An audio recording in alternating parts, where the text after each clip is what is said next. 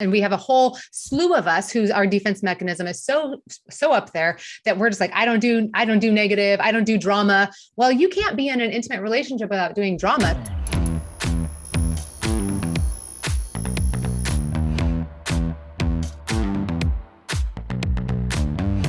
Hey, I'm Maxie McCoy, and this is Never Been Asked, where I invite my guests to break out of whatever box they have been put into.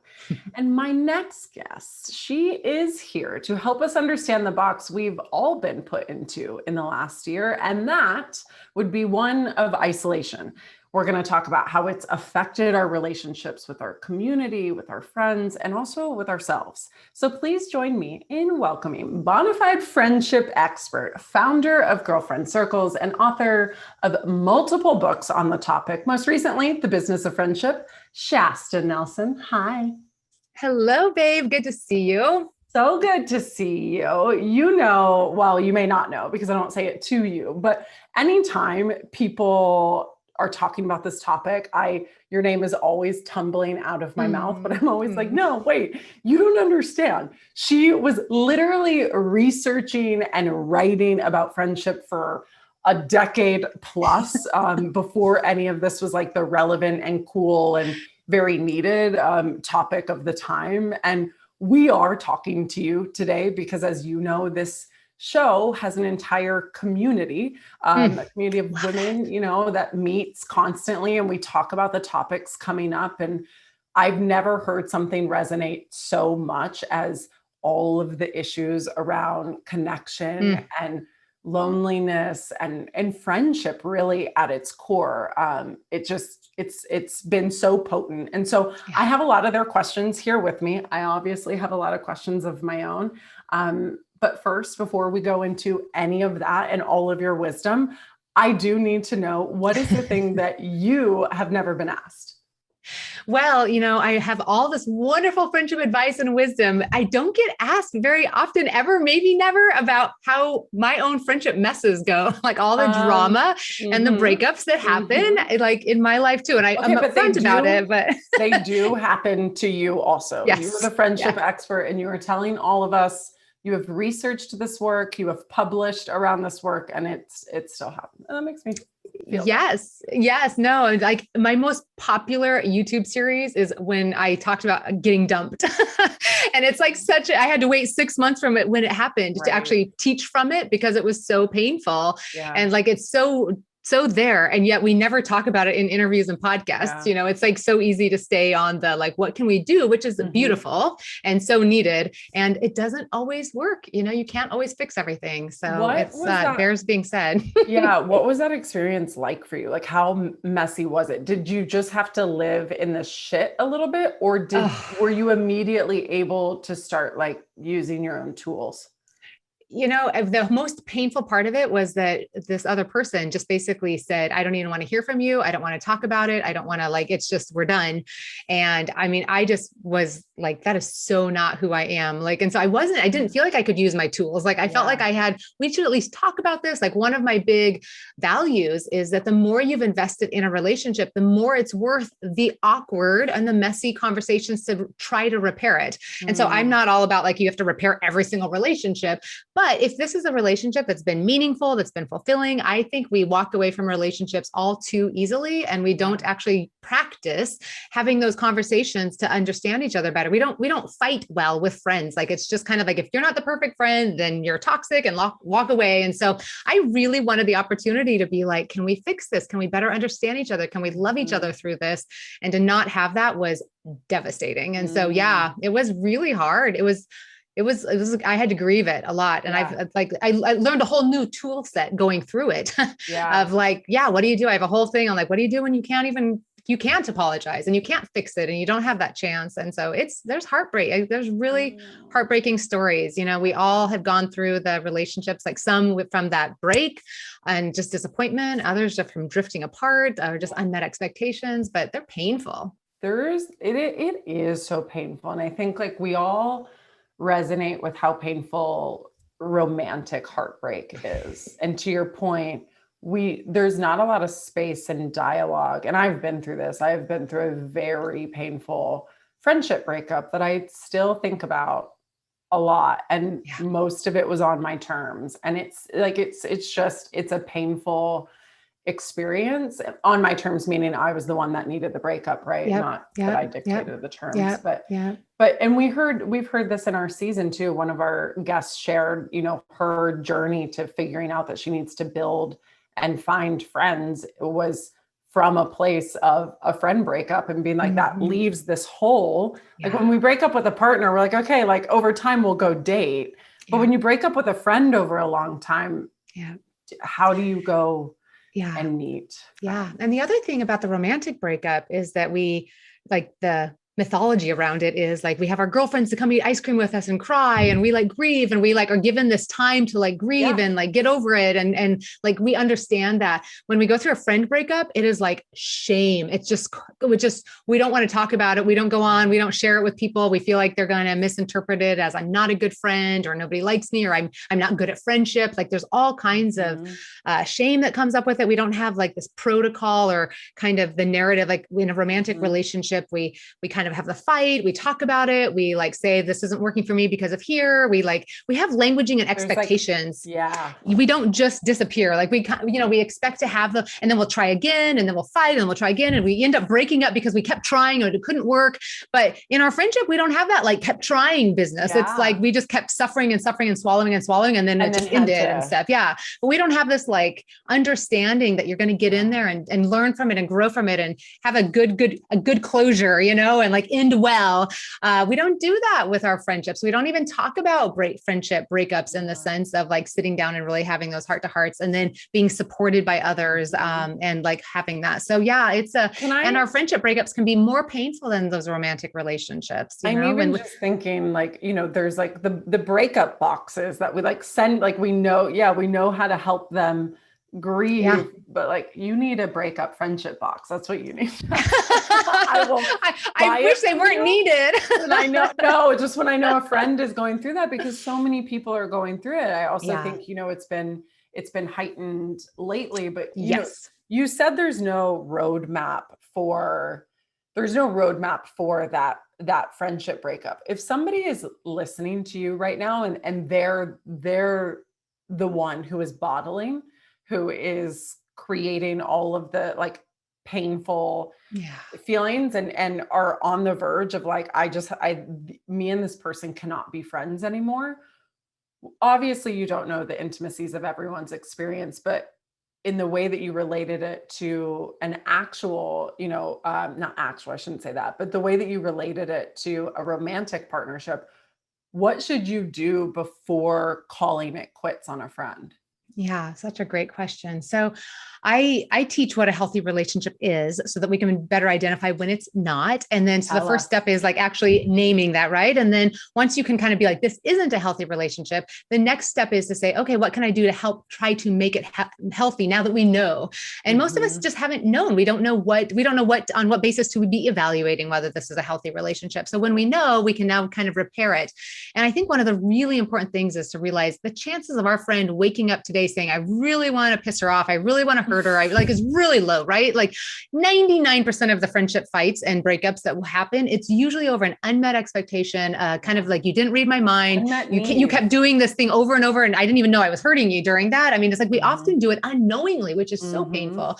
So we often have one of two approaches where it's either suffer, swallow. I'm going to be a big person, and we just kind of make excuses, which just kind of builds resentment and martyr syndrome. And then ends up being like the last straw on the camel's back and we're out of there. And the other, exactly. So heavy and big. Yeah. And we've been conditioned that we're supposed to just put up with them and to be a good friend. So we suffer silently is one approach. The other approach is anybody who just pisses us off. We're like, I don't need that. And we have a whole slew of us whose our defense mechanism is so up there that we're just like, I don't do negative. I don't do drama. Well, you can't be in an intimate relationship without doing drama. So if you're lonely and want deeper relationships, you have to learn to do drama. So the third way here isn't to keep swallowing it. And it's not just to kind of walk away. It's how can I practice showing up in the drama, recognizing that intimacy, or what I use the word friendtimacy, this friendship intimacy of what we really want, it's on the other side of those hard feelings, unfortunately. And we know that going back to romantic relationships, we actually know that in our romantic relationships. When we talk about, I trust that person,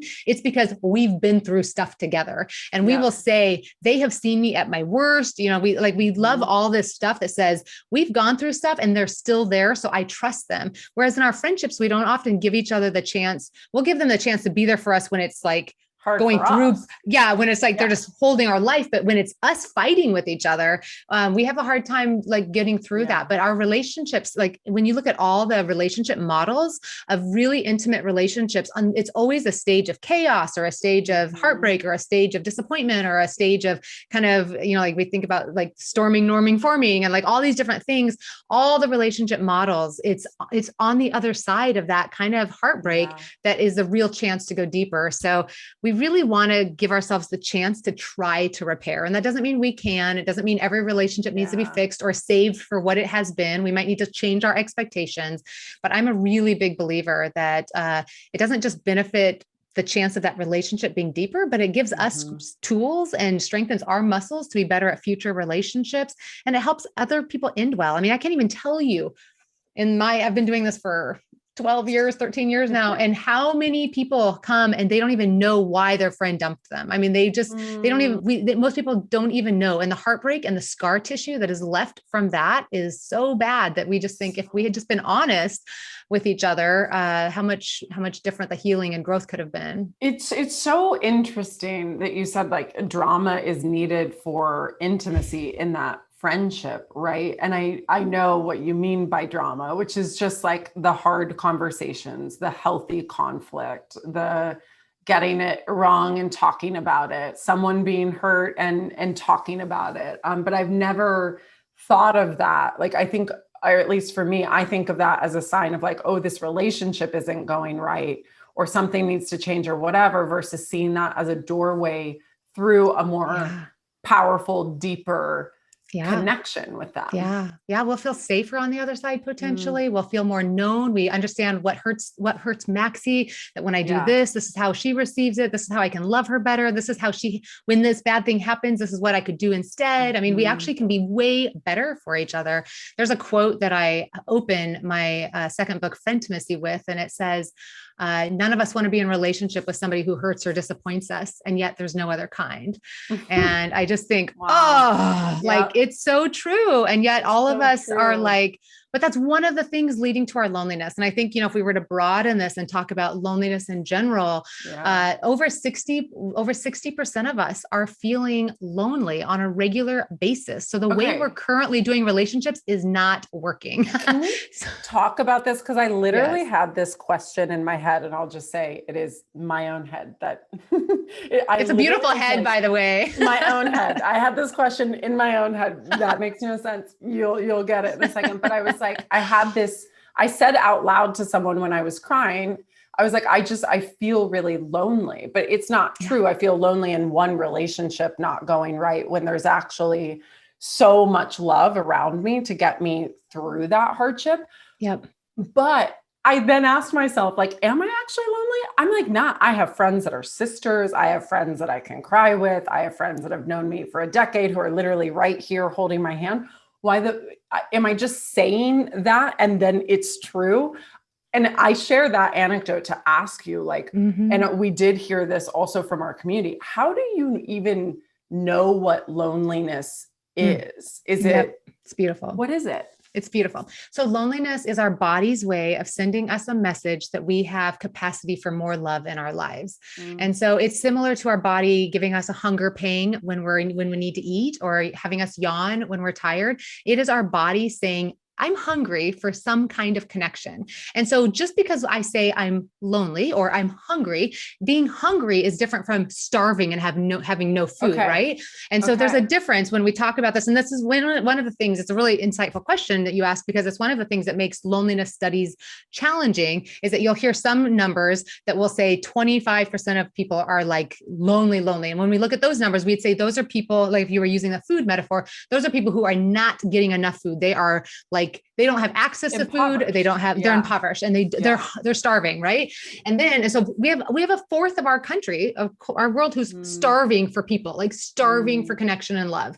But then we have 61% of us who have food. We have friends, we have relationships, we have things, but there's something in us that's hungry for something more and something different. And that's a really beautiful thing to identify.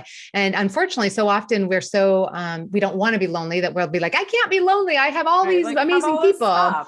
But really, it's like, interesting. I feel this loneliness. What is that loneliness? And it's, when we, in the food world, we have this familiarity with like, okay, I'm hungry. I just ate a whole bag of potato chips. How could I be hungry? Well, I might be hungry for something more nourishing. And so, totally. And so in your case, and I define a healthy friend, like friendtimacy, a healthy relationship as any relationship where both people feel seen in a safe and satisfying way. And absolutely, for a certain relationship to be absent, we can have a lot of other friends. We can have certain relationships.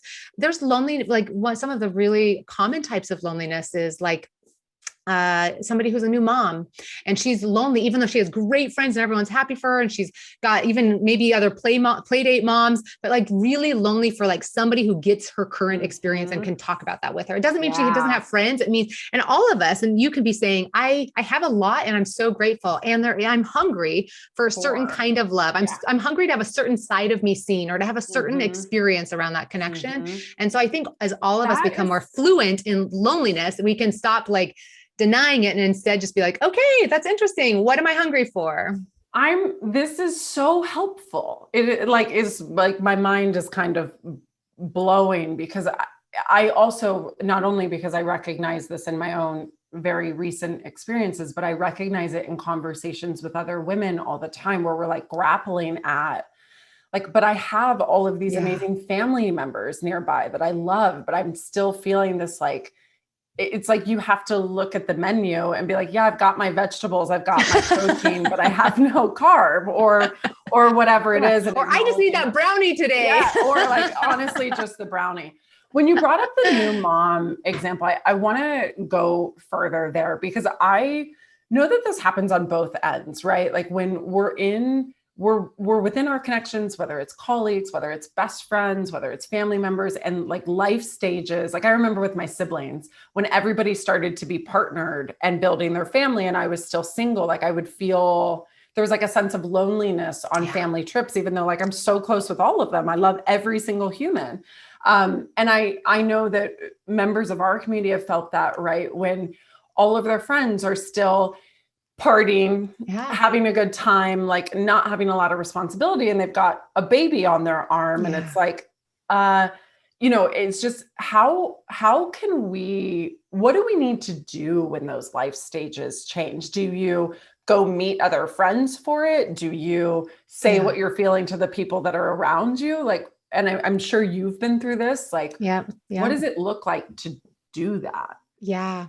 So research shows, and this is pre-pandemic, I think it got accelerated this year, but before this year, that we've replaced half our close friends every 7 years. And so if you just pause and you just think for a moment about who are the 3 to 5 people that Maxie is confiding in these days, like who do you feel closest to? Who are you the most consistent with right now? Who are you reaching out to? Who are you feeling close to? Chances are high that if you were to kind of name 5 women for us, chances are high that maybe 2 or 3 of them are different than they were 7 years ago. Yeah. And chances are high that 7 years from now, 2 or 3 will shift. And so one of the things that helps show us is that we hope to have some relationships that survive those 7-year stretches. And the ones that do survive are the ones who are able to kind of find a new way of being, a new structure, a new pattern in whatever change is happening in their lives. And so we do want to, the answer is twofold. We do want to practice doing that with some people where we say, okay, you have 3 kids and I have 0. What can we still do together during okay, we used to work at this job together and we don't anymore. How do we do this together now? We used to live in the same city and we don't anymore. How do we do this? And so with hope, we really intentionally can carry some of those relationships to be lifelong relationships. relationships, but it also helps show us that there is a relationship that ebbs and flows, and they do change with things, and we can't stay close to everybody we've ever been close to. And so it is really important to give ourselves permission to build the relationships that will support our current life and what we're currently experiencing. Yeah. And so I think it's a both and answer. I know I've talked to a lot of women who just want to replace all their single friends with mom friends. And I don't think that serves them, because these are the friends who know you, who remember you when, and it's really stories. Good. Yeah. And it's really good to have friends who aren't with having kids right now. You don't feel competitive with them. They're not like, they care about all these other things in your lives. I mean, there's so much to be gained there. And there is so much to be gained with. And I had to give one of my girlfriends permission years ago where I just said, you need to go make mom friends. It's okay. And she's like, but you all love me so well. And I said, we do love you and we'll keep loving you. But we don't know what it's like to have chapped nipples. Like, you need somebody who gets that, like, I want that for you. And so it was like, and so it was really important to give them permission to be like, I know you're not replacing me, but this is something you need to feel loved and seen right now, And so I think it's a both and. So beautiful. Like, and also just the being able to name it and to recognize it. And because I think oftentimes, when we're the one in kind of like the not majority, like other people's life stages are changing, by not naming it, you are just assuming like they don't want you there because you don't know what it's like to be X, Y, and Z, or vice versa. Right. But when you have those conversations, it just becomes really clear, like we need the blend. Now, you just shared, like, you told that friend to go find her friends, that, build some new relationships that intimately get the details of whatever her life stage is. And I know that you give advice often, and great advice. And it is a question, right, that comes up just around how we do make new friends. But one of the more specific questions I want to ask you in that topic is, when we're encouraging people, for example, to go make a new friend in their life stage or in their, whatever renovation of life that they're having. And we're also in this world where, those human connections, being with people one-on-one, in person, all of the ways that we would have normally done that, we've all now moved over to digital. We're all finding our ways through this. And my question about that specifically is, you've mentioned trust, right? And I know you have your principles of what builds friendimacy,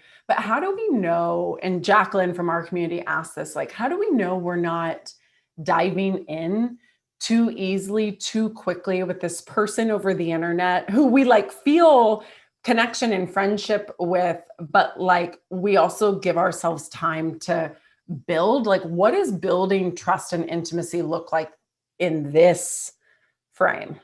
Yeah, it's a great question. So I think we should start with like, what builds trust and friendimacy, and then look at it through the lens of like the current limitations, because it's really important. It doesn't change what bonds us. How we express it or how we practice the things that bond us will change, but the things that actually bond us don't change. And so when we look at all the social science of what bonds us, there's three things that show up in every single model. And so I just kind of call those the non-negotiables of a healthy relationship, or the three requirements. It's positivity, and I build them like a triangle. So positivity is positive emotions. That should make sense to all of us. We want to feel good. We want to enjoy each other. We want to feel appreciated. We want to feel loved. We want to feel like we're supported by each other. Like all the pleasant feelings, we want them. When we want friends, that's what we want. And then the research shows we need to have 5 positive emotions for every negative emotion in a relationship to keep it healthy. So we are trying to decrease the negative and raise like more deposits than withdrawals, right? And so the positive, And we're not speaking about being positive. We're not talking about only saying positive things. We're talking about both people feeling positive emotions. So we can complain and vent. And if we both feel empathy and acceptance and non-judgment, that's positivity. It doesn't mean I need to cheer you up and fix you. It means I need to leave you feeling loved and accepted. So positive emotion. Feeling loved and accepted. That's how, I love that. I love it. Yeah. So we're not about being only saying positive things. We're talking about leaving people feeling positive. And then the 2 sides of the triangle is consistency on one side and vulnerability on the other side. And so consistency is the hours logged, it's the pattern, it's the repetition, it's a relationship is multiple encounters, it's repeating the shared experiences, it's all the interactions. You have to have that, because we could have a great time and have positivity up the wazoo and be, we love each other. And if we never get together again, it's not a friendship. So we have to keep doing that. I have to share an anecdote on this. Yeah. Because like in community building, one of the things that I often talk about is like, it has to be repeatable. Like it has to be. And then me and a couple of my girlfriends here took this, to an extreme at one point in such a good way, because we realized we were spending more time trying to figure out when we were going to talk and get together and whatever. So we created Friday night dinners. We now call it F&D. It's been like 3 years. But like, we know that we're doing something on Friday nights unless we all agree that we're not. And sometimes it's with partners, sometimes it's with babies, sometimes it's not, but like, love it. We at least know that is, and it did wonders for feeling like, like there's like, oh, wow, these aren't just like friends that are besties that are impossible to schedule with. None of us want this. Like we're actually like family. Yeah. What you did was well, what you did there is perfect, because what we want is that consistency. That's why friendship felt easy when we were kids, is because the consistency was automatic. And it's why my most recent book is on workplace relationships, because work is the number one place we make friends as adults. Not because those are better people than we could meet somewhere else, but because we're consistent there. That makes so much sense. So that's what creates familiarity. And by consistent, when we interact with you consistently, we also create an expectation of who you've been, which helps us feel like we know who you will be. So it's also consistent behavior, which is really what leads to trust in a huge way. And so this consistency really matters. So much sense. And just why we're always like, if we don't have it at work, we're like, where do we find it? We found friends in school. We like where, and like none of us do anything consistently, even before this current life. But your only two choices with consistency, unfortunately, because this is a tough one for people, that only two choices we have is either join something that's consistent, like be a part of a small group, be a part of a community, show up every week at that, show up every day, show up every month, keep going and not just do a few, but keep in it, because the longer you show up, the more close you're going to feel to people. Like if you understand the power of consistency, you will commit to saying, I will keep going and be engaged. And when I feel scared and like, I feel like I'm not being included, I'll actually lean in and be more consistent. Like that's what will help me feel included. And so it's either joining or participating in something regularly. The only other option is to plan it yourself. And like, then you have to take that on and say, okay, I will keep reaching out. Okay, I will keep emailing. Okay, I will keep scheduling. And you have to be willing, to do that. And most of us aren't willing to do that. We'll do it once or twice. And then we'll be like, well, if they care, then they'll reach out to me. And then most friendships die there, so it's that consistency really, really matters. Okay. Yeah. And then that third one is vulnerability. And vulnerability is where we feel seen. And vulnerability is where we feel accepted. Yeah, I feel like you know me, you get me, we know each other's stories. And you can see every relationship starts on the bottom of the triangle with small level of consistency. We don't know each other that well. We're not super committed to each other. And we only know each other a little bit of vulnerability. And so as we practice getting to know each other more, hopefully we get to know each other a little bit more, then we need to feel good about what we've shared and walk away from. And then we want to repeat the experience. And then we get to know each other better. And these three things just keep going round and round and round. And that is how every relationship, if you like break it down, you have never built a relationship without practicing these three things over and over and over. And conversely, any relationship in your life that's not feeling meaningful right now, it's because at least one of these three things is lacking. So nowadays, you can still look at every single relationship in our life, and we've all had to find new ways of being consistent. We all had to figure out how to do this now, and when we can't do that. And so the relationships that have made it this year are the ones where we initiated a new form of consistency. The relationships that have not made it are the ones where we just kept waiting to come back to work and see each other, or where we just kind of like, we just didn't find a new way of interacting. And so those are the relationships that did not make it. That it all came down to consistency. Our guests aren't the only ones who get to answer questions that they've never been asked. You can join in on all the fun. Go to womanoncollective.com/worksheet for questions you've never been asked. Because hey, newsflash, you don't need all the right answers. You need all the right questions. That's how you can take the inspiration from this episode and actualize it in your own life. So go on now. Questions for this episode that you've never been asked are waiting for you for free at womanoncollective.com/worksheet. That makes so much sense, because one of the things that has been sort of like a hot topic in some of our community conversations is, I'm sure you probably saw this meme. I'm sure everyone tagged you in it. But it was like 2020 showed us who our friends are or were. And I personally, when I saw that, just like felt immediately like it was bullshit. Because, and I'll explain why, because I was actually having this conversation with our executive producer, Lisa, who had a very different reaction, who felt that that was very true. I felt like it can't be true, because there's not like space for empathy in, like, if somebody, this has been such a hard year, if they aren't doing their best or showing their best to me as a friend, it's like, just okay. It doesn't mean anything. It just means like maybe we have a year or two where there's like a breather, but they didn't become a bad friend. There was just like a lot of pain.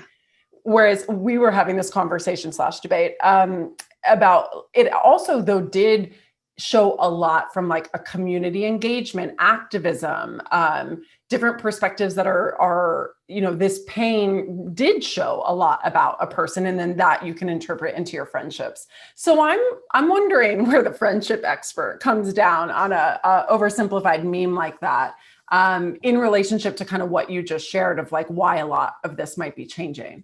Yeah. I think it's it's a really great, I tend to lean where you do. I tend to fall on the side Lisa, of, no, Lisa's totally right. I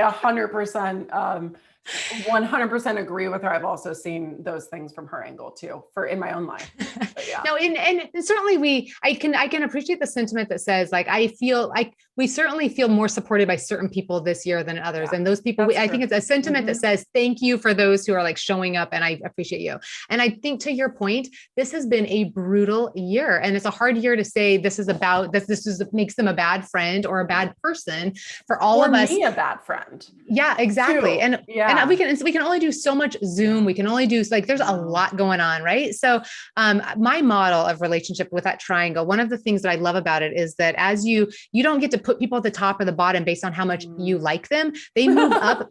They move up based on how much you practice the relationship. So you and I could instantly love each other, but I don't just get to stick you at the top of my triangle and be like, you are my new best friend. Like, we have to practice these things over and over and over to develop the relationship. Best friends aren't found; they're fostered. You know, we don't just discover them; we develop them, and so they have to move up. Love is an action. I've been saying that a lot. Like, love is an action. Friendship is an action. And I would just say that relationships can also move down that triangle, and it doesn't mean that we have to push them off the triangle. We would just say, right now, they're not as consistent in my life. These aren't people. So our expectations come down with that too, and say, okay, if I'm not that consistent with them, then our vulnerability is not going to be that high, because we don't know what's going on in each other's lives. And so, and so it allows us to start understanding that this isn't about people liking us or being good or bad. It's just how much we're able to practice these three things. And so it's a good way to say, I'm not feeling close to certain people right now. And to step back and to say, am I okay with that? Or do I want to reach out to them and to build those relationships? Yeah. That's so and I think, it speaks highly of you, though. I was going to say, in the sense, like, I think when you have multiple, like a lot of relationships, it can be easier to not need every single person to be showing up every single moment. And so there's something, like, when it's more concentrated, there's a much higher. Yeah. If you only have one or two close friends and they're like not there, it's devastating. Yeah. You know? And like, the joke about me is I'm always the person with like a million friends. Like, everyone can make that joke about me, and it's sort of true, but also I really genuinely feel if they're true, like, sisterhood type friends from a lot of areas of life. I think instead of cycling out, I just kept adding on in those 7 years. No, I've definitely had friendships that have changed, and it being okay, like closeness changing, being okay.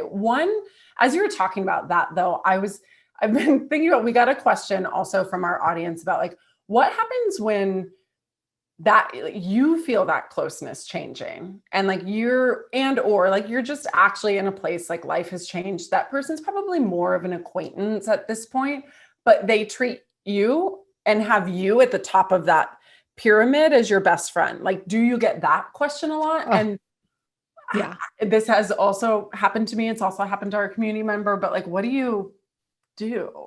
Yeah, well, it happens a lot because I'll tell you what, most of us who are lonely, and the majority of people are lonely, we'll just put that out there again. It's normal, it's common, it's your body saying you have capacity for more connection. And a lot of people don't know how to get that connection met. And so they feel this ongoing loneliness.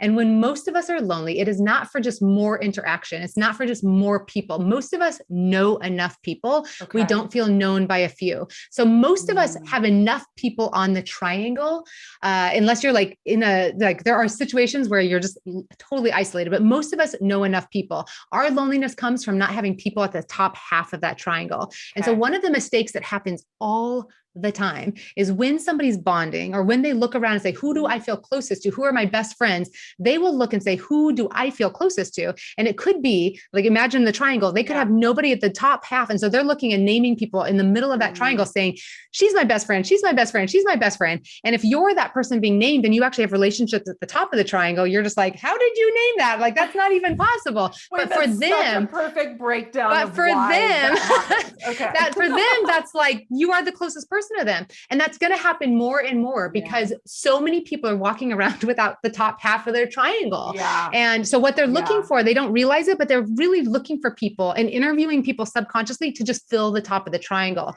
And that's why it's so important to realize I have to just keep pouring in consistency, positivity, and vulnerability into a few relationships to move them up there. And I can't put expectations on people to act like top of the triangle friends when they're only middle of the triangle relationships.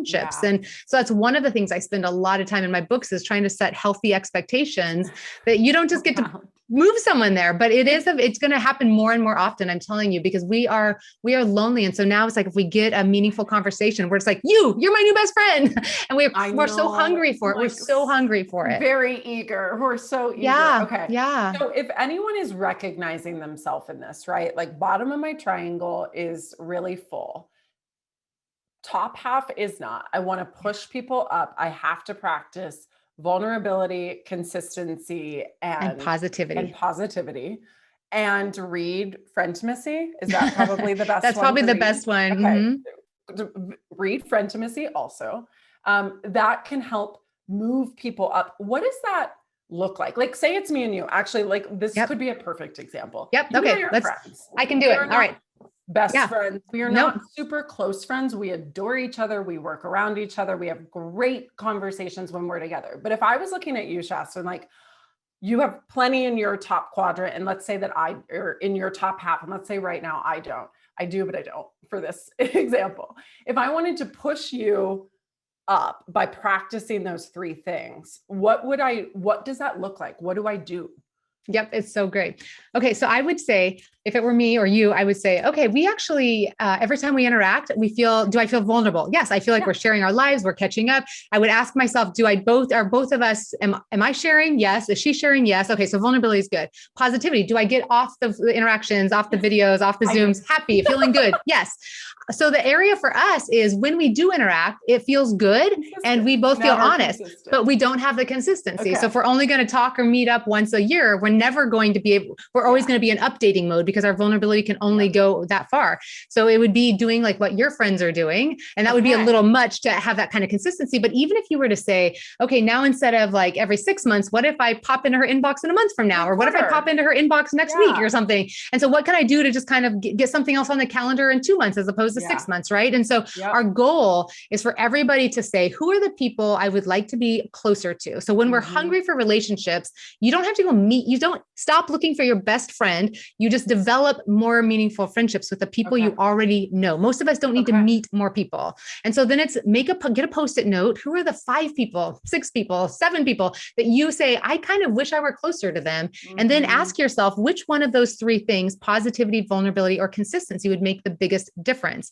to you feeling closer to them? Maybe it's somebody that you see regularly and it's consistent and you have a good time. Your social group, you're out doing stuff all the time. You're with this Friday night girls group group, but you actually don't feel that close to that one person. So it's, I need to be more in one-on-one conversations with her. I need to like share more. I need to get to know her better. So you can go down your list and pretty quickly see which one of the things would make the biggest difference to that friendship. And then you just intentionally start doing that thing. And you start doing, yeah, that's what I was going to ask. And then it's like, magic voodoo because they just get bonded to you, whether they want to or not. No, I did want to ask that though. Is like, do they have to know that that's what you're doing? Like, can you just kind of do it? And like, if they go along with it, great, we're building that up. If they don't, then, you know, maybe you're the top. Like if I were doing that to you and the top of your pyramid is full and you don't really have place, you probably wouldn't receive those bids. And then I would just know I need to move this strategy onto someone else, right? Is that how that would work instead of like getting down in the dumps about it? Yeah. I mean, to some degree, yes. But on the other hand, it's actually funny because these things bond people, whether they want to or not. So it has happened. I joke with one of my girlfriends I joke with her. I'm like, how did you get in to be my top best friend? Like, I didn't even have room for you. Like I joke but it's like, just by virtue of her reaching out and doing loving, kind things for me, I would get a card. I would get she was somebody I barely knew. And it's like, somehow she was like, hey, I'm going to be in your neighborhood for a dental appointment. And practice your books on you. I mean, I think she asked me if I could get together once, and I think I did. And then another time I was just like, I don't have time to just keep meeting somebody I don't know. But then she did a quick text and was like, hey, I've got a dentist appointment in your neighborhood. Do you got time for lunch? Like, oh, that's easy. I guess I could, and like, it's not like I didn't like her, but I just didn't have that time necessarily. But she did not take it personally. And she just kind of slowly, and there was a Christmas party and she invited me and my husband to it. And like, it wasn't like she was stalking me, but it was just, she stayed in touch. Like she was being intentional and also probably knew you were on 9 million book tours and road tours and a ton of people and not a lot of time. But like, also when people, as you're sharing this, I'm thinking of a friend I met at an event and like, she started sending me cards, like handwritten cards for fun. And we had like met each other twice and I adored her, but like we've become very good friends over the years because she just was like, gave this love and we had more bond. You're right. It does work. Yeah. If this friend had said to me, can we be best friends? I would have said, I am so sorry. Like, no, but the fact is these three things build a relationship. And if you see it as not like, I think the consistency one is the one we get our feelings hurt over the most. We're like, I invited her twice. And so now it's on her. And if we would just sit there and say, it's actually me trying to build relationships. I don't need to put this on them. I just need to keep inviting. And as long as occasionally this person seems warm and we have positivity and vulnerability when we do interact, then I'll just keep inviting. And I don't need to like hone in and put all my eggs in one basket, but I don't need to take this personally either, And so just keep doing these three things. And you're not giving a gift to her. You're not doing all the work. You're simply saying, this matters to me. And I'm going to do something about it. Yeah, absolutely. Absolutely. It's so just brilliant. And, I have been following and loving your work for so long, but to hear how practical. Well, most of us have never been taught this. We don't have these conversations. Why aren't we taught this? Can you start teaching all of the drives me crazy. I'm like, we should be teaching. When you look, Maxie, and we didn't even get into all the health benefits, but our friendships matter more to our health and happiness than anything, more than diet, more than exercise, more than whether we smoke or not, more than whether we're an alcoholic or not. Like when you look at what makes us happy and what actually does the biggest impact for our longevity, for our stress, the list goes on and on and on. We should be teaching this in our healthcare systems. We should be teaching this in every corporation. We should be teaching it as kids in education. I mean, it matters. And yet most of us feel just shame if we don't do this well, but we've never been taught this. So have so much compassion for yourselves, like everybody, and just be like, this matters. But I'm not going to beat myself up. I'm going to learn what I can and practice giving love, knowing that as I give it, I'm building better love muscles that will also be better for receiving it. And we all need it. I mean, our world is going to be the back end of this pandemic is just going to highlight even more loneliness, more disconnection, more fear.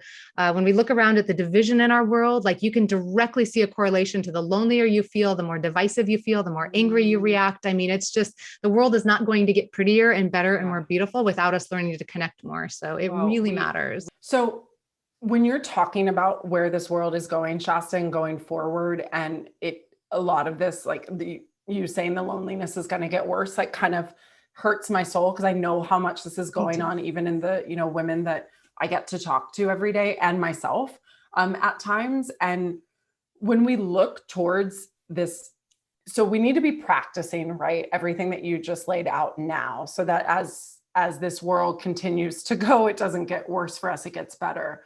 What I'm starting to hear a lot of conversations from people about the people who can't wait for this like roaring 20s back at it life that is going to exist on the other side. And then a whole other group of people oftentimes that identify as introverts who actually really, or maybe realize they're more introverted than they think and aren't ready to go back to the pace, the connection to life, the out and about. What can we be doing now to safeguard our friendships from that divide? And maybe safeguard our loneliness from that divide. Those may be they probably are two very different questions. But it's a very thoughtful question. And I think it's really important for us to all take an assessment now. I mean, I think it's really important to check in and say, how hungry am I? And what am I hungry for when it comes to relationships? And where is my loneliness? And in my book, Friendships Don't Just Happen, I talk about how to make friends as an adult. And I have 5 different types of friends. And I think it's really important when I do coaching circles, I walk women through assessing, because you can have friends in 4 of the circles and still feel lonely for that one circle or that one experience. And so it's really important.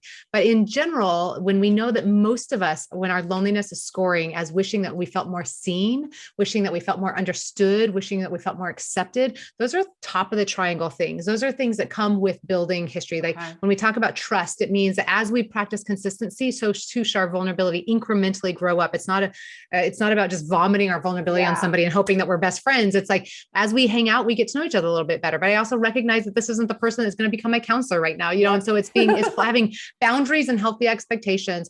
But I think it's really important to assess this right now and to say, do I want to just get back to being busy and scheduled? And was that fulfilling? And what am I missing? And what am I excited about? Because I really think your question is so mindful. I'm hearing from so many people that they are coming out of this saying, I don't want to just be busy again. I want to make sure that I'm going deeper with a few people. And so what can I do to really, and who do I want to prioritize? And who are the experiences that I want to have? And so I think it would be a mistake to just go back to the same parties, the same networking, the same everything that you just thought is what normal life is. And instead to really stop and ask, what are the things you actually miss?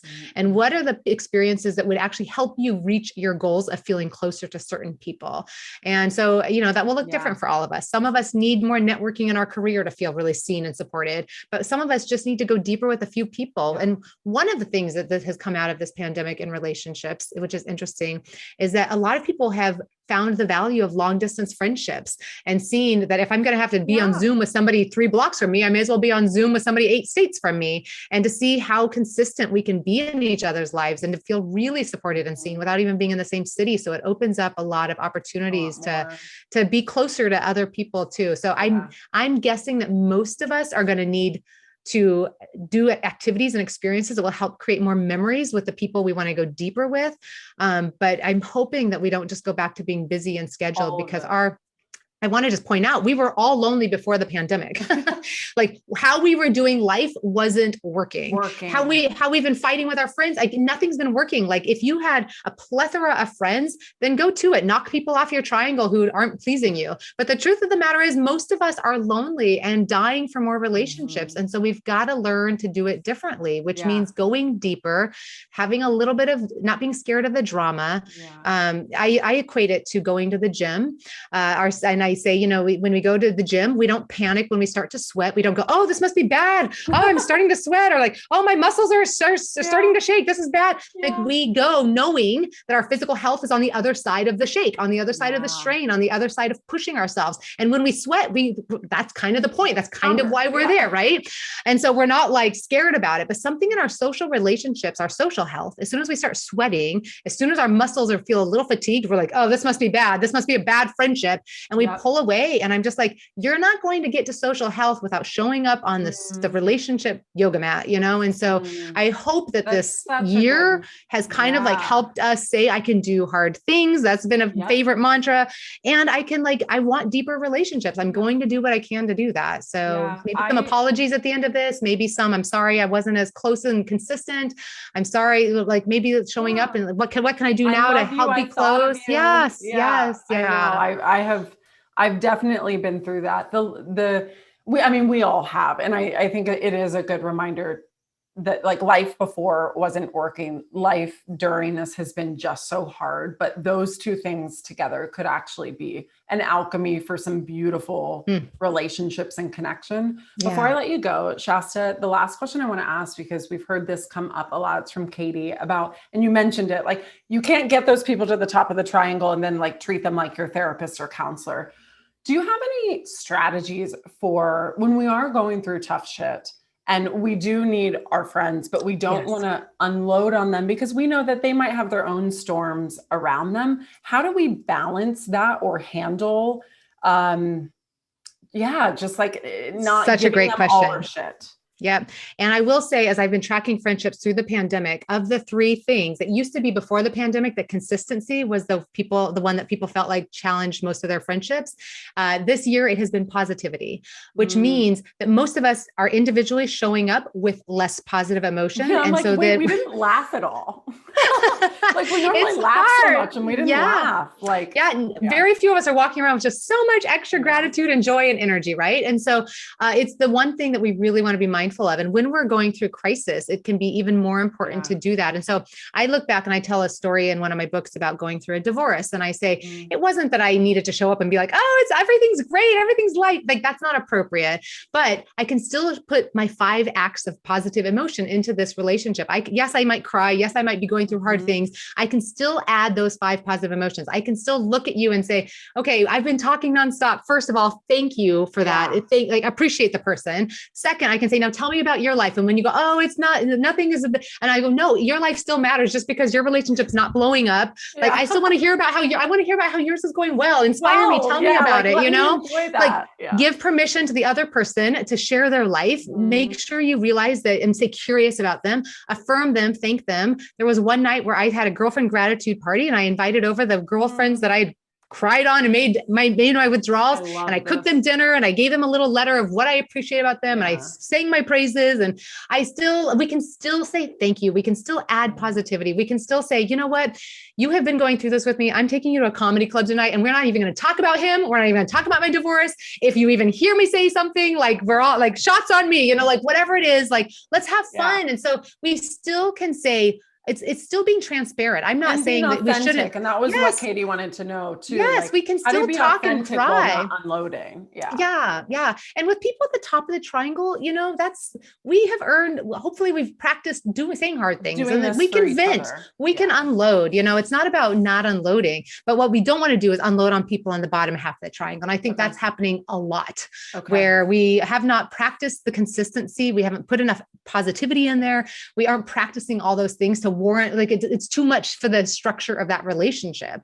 We want to be very mindful of that. I'm having another earth-shattering moment because there have been times where, I've gone through something hard and shared it with someone who I feel a lot like it would be like sharing it with you, but then feeling weird about why I did that. And it wasn't because you didn't appreciate it or you couldn't handle it or whatever. It's just because you weren't at the top of the triangle, and that stuff is saved for that person. This makes so much sense. We can certainly, even at the bottom of the triangle, I can say to somebody, I'm going through a divorce and it's not pretty, but I'm not going to I'm not going to working through it with that. I'm not going to tell you the details. It's not appropriate to be processing in real time, and so it's just recognizing. It doesn't mean that you could even be a better person, a better listener, a better friend. But if we haven't practiced these 3 things, then the structure of that relationship really isn't available there. And that's not to say that we can't on occasion, I come from a pastoral background. And so on occasion, I'm just like, do I have the capacity to give to this person in this way and show up? And so any one of us can show up and be a friend in a moment to somebody, but that's still different. That's just me saying,